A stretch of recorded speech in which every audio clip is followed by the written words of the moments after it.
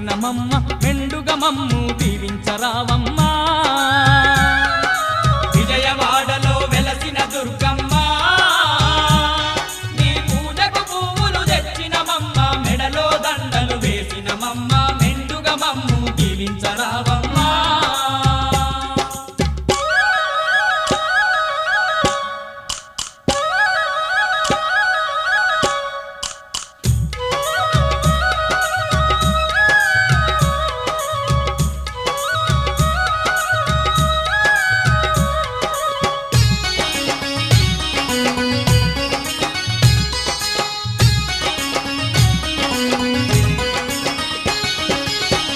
పళ్ళతో పూజలు నీకు అన్న పూజలతో అర్చన నీకు